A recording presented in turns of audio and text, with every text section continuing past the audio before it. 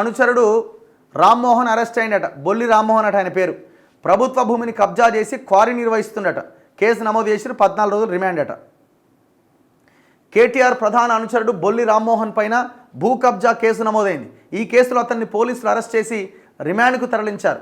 వివరాల్లోకి వెళ్తే రామ్మోహన్ సిరిసిల్ల మున్సిపాలిటీ పరిధిలోని సర్దాపూర్లో ప్రభుత్వ భూమిని కబ్జా చేసి అక్రమంగా కంకర క్వారీ నిర్వహిస్తున్నట. కలెక్టరేట్లో పనిచేసే రెవెన్యూ ఆఫీసర్ గుగ్గిళ్ల వేణు పోలీసులకు కంప్లైంట్ చేసిండు. దీంతో కేసు నమోదు చేసిన పోలీసులు శనివారం ఉదయం 6 గంటలకు వాకింగ్ చేస్తున్న రామ్మోహన్ అదుపులోకి తీసుకుని జిల్లా కోర్టులో హాజరుపరిచారు. రామ్మోహన్ సిరిసిల్లలో బీఆర్ఎస్లో కీలకంగా పనిచేస్తూ కేటీఆర్కు ప్రధాన అనుచరుడుగా ఉన్నాడట. బీఆర్ఎస్ సిరిసిల్ల పట్టణ బీసీసీఎల్ అధ్యక్షుడితో పాటు ట్రాక్టర్ అసోసియేషన్, ఆటో యూనియన్ గౌరవ అధ్యక్షులుగా కొనసాగుతున్నారట. ఇంక నీ దొంగలంతా ఈయన మొత్తం దేశమంతా విస్తరించినట్టు. ఆయన బినామీ బ్యాచ్ ఇదంతా. అనుచరుడు రామ్మోహన్ అరెస్ట్ అయినట. బొల్లి రామ్మోహన్ అట ఆయన పేరు. ప్రభుత్వ భూమిని కబ్జా చేసి క్వారీ నిర్వహిస్తుండట. కేసు నమోదు చేసి 14 రోజులు రిమాండ్ అట.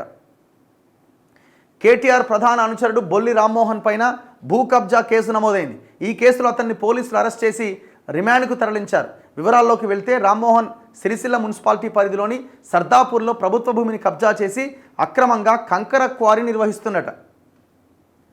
కలెక్టరేట్లో పనిచేసే రెవెన్యూ ఆఫీసర్ గుగ్గిళ్ల వేణు పోలీసులకు కంప్లైంట్ చేసిండు. దీంతో కేసు నమోదు చేసిన పోలీసులు శనివారం ఉదయం 6 గంటలకు వాకింగ్ చేస్తున్న రామ్మోహన్ అదుపులోకి తీసుకుని జిల్లా కోర్టులో హాజరుపరిచారు. రామ్మోహన్ సిరిసిల్లలో బీఆర్ఎస్లో కీలకంగా పనిచేస్తూ కేటీఆర్కు ప్రధాన అనుచరుడుగా ఉన్నాడట. బీఆర్ఎస్ సిరిసిల్ల పట్టణ బీసీసీఎల్ అధ్యక్షుడితో పాటు ట్రాక్టర్ అసోసియేషన్, ఆటో యూనియన్ గౌరవ అధ్యక్షులుగా కొనసాగుతున్నారట. ఇంక నీ దొంగలంతా ఈయన మొత్తం దేశమంతా విస్తరించినట్టు.